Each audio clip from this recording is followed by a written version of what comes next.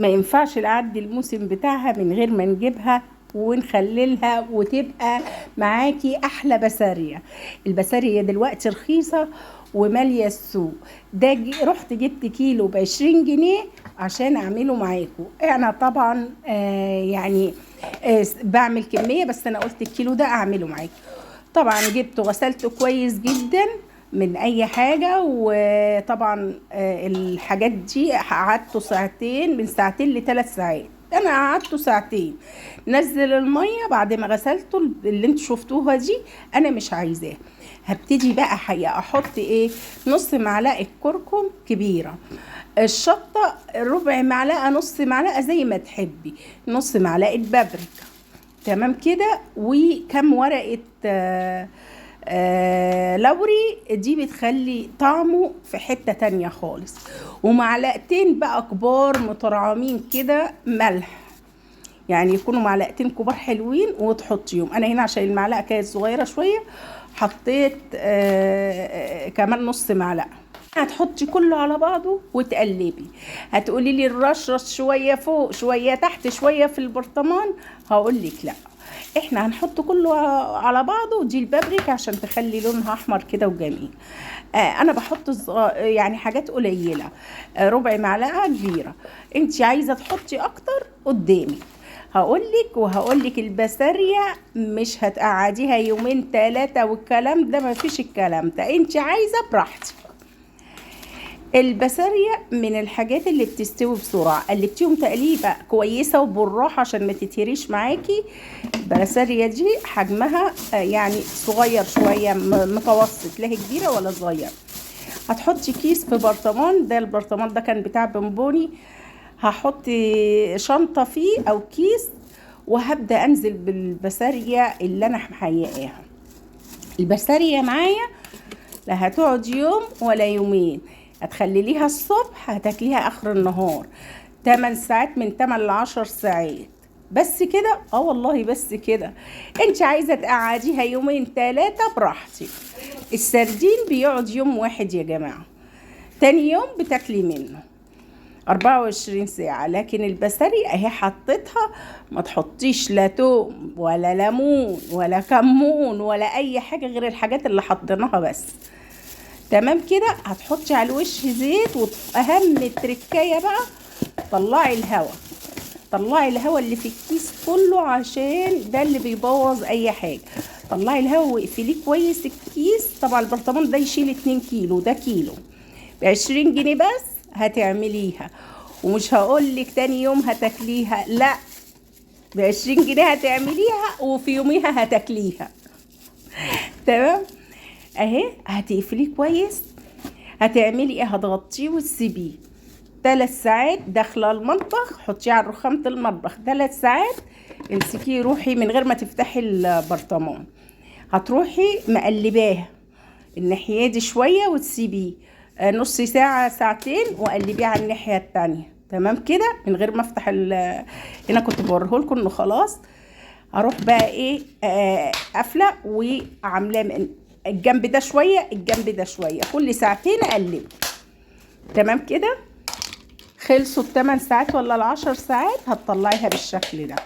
انا عشان البرطمان كبير والكيس صغير فعادي هطلعه منه، وبعدين ايه افضيه لكم.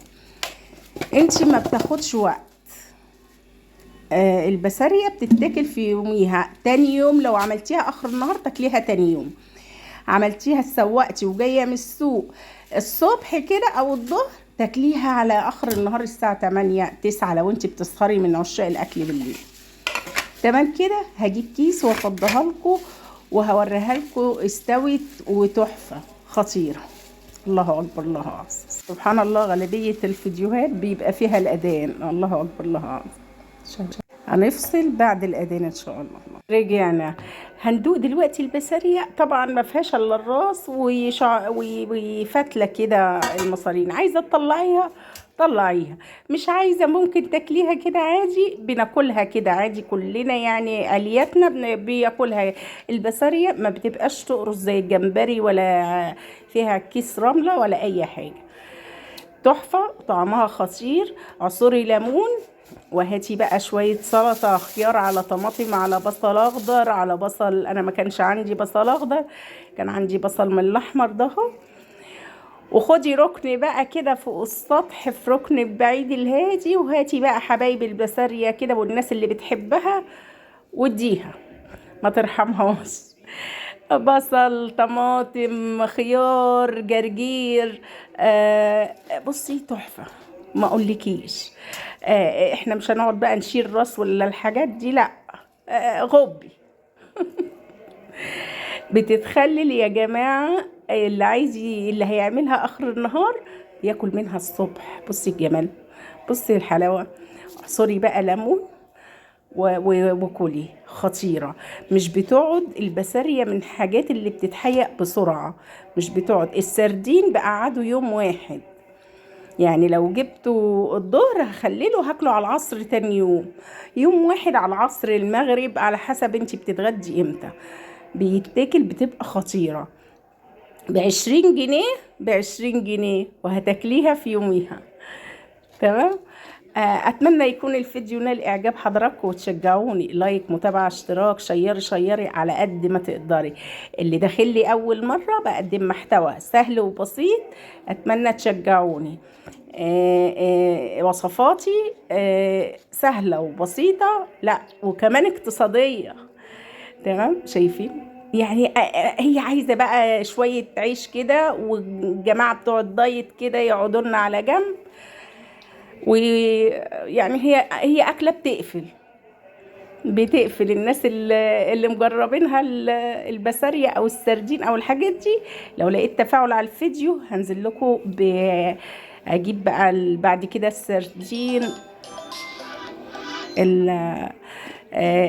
الملوحة، يعني هنعمل شوية حاجات جميلة قوي، بس لو لقيت تفاعل على الفيديو ده زي ما قلت لك يوم واحد. طيب اللي هيفيد بقى عندي هتحطيه في علبة، لا هتحطي ليمون ولا هتنضفيه، لا هو زي ما هو كده، حطيه في علبة محكمة، وحطي عليه شوية زيت حلوين يحفظوه. كلي على قد ما تاكلي، المهم تغطيه، تكتمي الهواء. الزيت غطيه في التلاجة. هنا كنت نسيت الزيت احطه. بصي بقى هنا الليمون احصري زي ما انت عايزه، انا كنت الليمون مفرزه فكان لسه بيفوق. هنسيب الشويه دول عشان العلبه اتملت. هاجي احط بقى الزيت، نسيت احط الزيت، غطيه بالزيت. التركه دي مهمه جدا، لازم الزيت بيكتم اي هوا يدخله عشان ما يحصلوش اي عفونه. مش لسه بقى هنمسك واحده واحده ونشيل الراس والفتله اللي بتبقى. جيتي عوزتي تاني، حطي اغرفي وغطي، اتاكدي ان الزيت على وشه كله، ما فيش حته مش متغطيه بالزيت.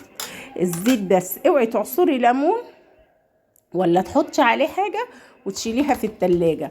اولا الليمون هيمرر، تاني حاجة مش هيتحفظ معاكي، هيمرر. اتمنى يكون الفيديو نال اعجاب حضراتكم، وتشجعوني لايك، متابعة، سلام.